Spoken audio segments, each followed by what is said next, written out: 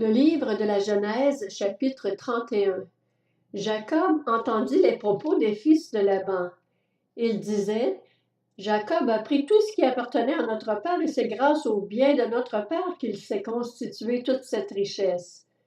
Jacob remarqua aussi le visage de Laban.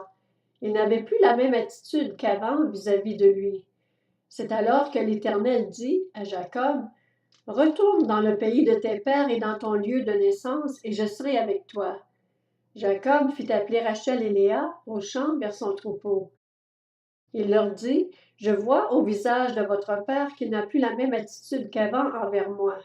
Cependant, le Dieu de mon père a été avec moi. Vous savez vous-même que j'ai servi votre père de toute ma force. Quant à votre père, il m'a trompé et a changé 10 fois mon salaire, mais Dieu ne lui a pas permis de me faire du mal. Quand il disait « Les tachetés seront ton salaire », toutes les brebis faisaient des petits tachetés, et quand il disait « Les rayés seront ton salaire », toutes les brebis faisaient des petits rayés. Dieu a pris à votre père son troupeau et me l'a donné. À l'époque où les brebis entraient en chaleur, j'ai levé les yeux et j'ai vu en rêve que les boucs qui s'accouplaient avec les brebis étaient rayés, tachetés et marquetés. L'ange de Dieu m'a dit en rêve, Jacob. J'ai répondu, me voici. Il a dit, lève les yeux et regarde. Tous les boucs qui s'accouplent avec les brebis sont rayés, tachetés et marquetés, car j'ai vu tout ce que te fait Laban. Je suis le Dieu de Béthel, où tu as consacré par onction un monument, où tu m'as fait un vœu. Maintenant lève-toi, quitte ce pays et retourne au pays de ta naissance. Rachel et Léa lui répondirent, Avons-nous encore une part et un héritage chez notre père? Ne sommes-nous pas considérés par lui comme des étrangères, puisqu'il nous a vendus et a même mangé notre argent? Toute la richesse que Dieu a enlevée à notre père nous appartient, à nous et à nos enfants. Fais maintenant tout ce que Dieu t'a dit. Jacob se leva donc et fit monter ses enfants et ses femmes sur les chameaux. Il emmena tout son troupeau et tous les biens qu'il possédait, le troupeau qui lui appartenait, dont il était devenu propriétaire à Padan-Aram, et il se rendit vers son père Isaac au pays de Canaan. Laban était parti tondre ses brebis, et Rachel vola les théraphim de son père. De son côté, Jacob trompa Laban, l'araméen, en ne l'avertissant pas de son départ, et s'enfuit avec tout ce qui lui appartenait. Il se leva, traversa l'Euphrate et se dirigea vers la région montagneuse de Galaad. 3 jours plus tard, on annonça à Laban que Jacob s'était enfui. Il prit ses frères avec lui, le poursuivit durant 7 jours de marche et le rattrapa dans la région montagneuse de Galaad. Cependant, au cours de la nuit, Dieu apparut en rêve à Laban, l'araméen, et lui dit, « Garde-toi de parler à Jacob, que ce soit en bien ou en mal. » Laban rattrapa donc Jacob alors que celui-ci avait planté sa tente sur la montagne. Laban planta aussi la sienne avec ses frères dans la région montagneuse de Galaad. Alors Laban dit à Jacob, « Qu'as-tu fait? Pourquoi m'as-tu trompé et emmènes-tu mes filles comme des prisonnières de guerre?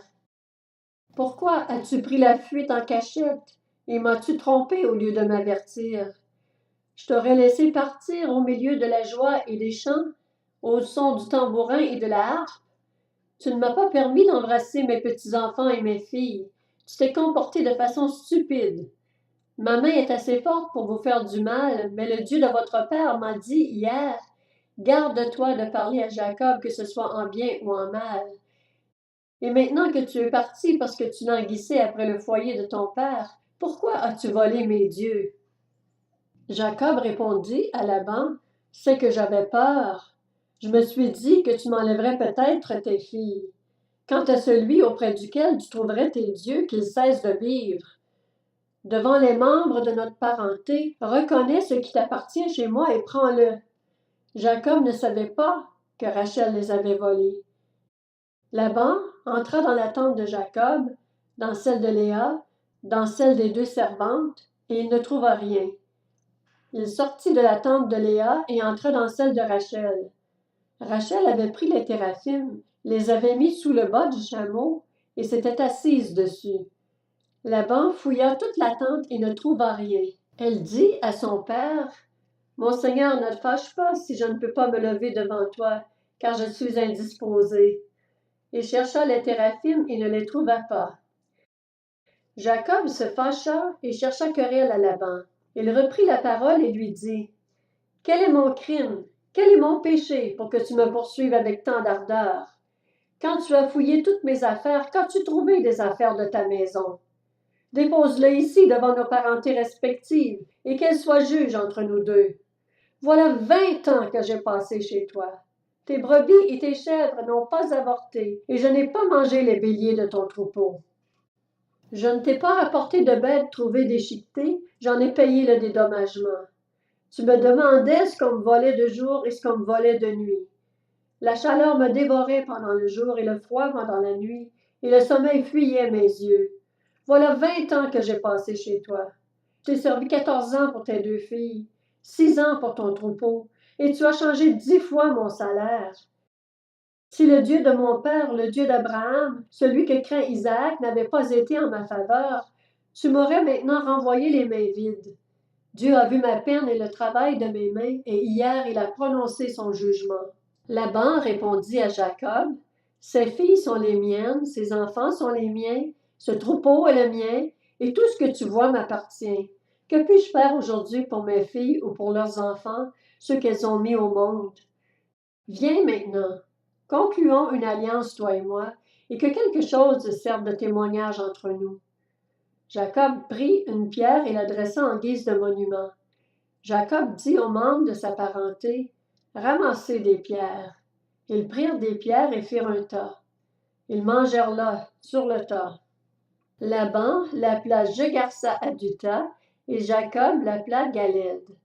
Laban dit, « Que ce tas serve aujourd'hui de témoignage entre toi et moi. » C'est pourquoi on lui a donné le nom de Galed.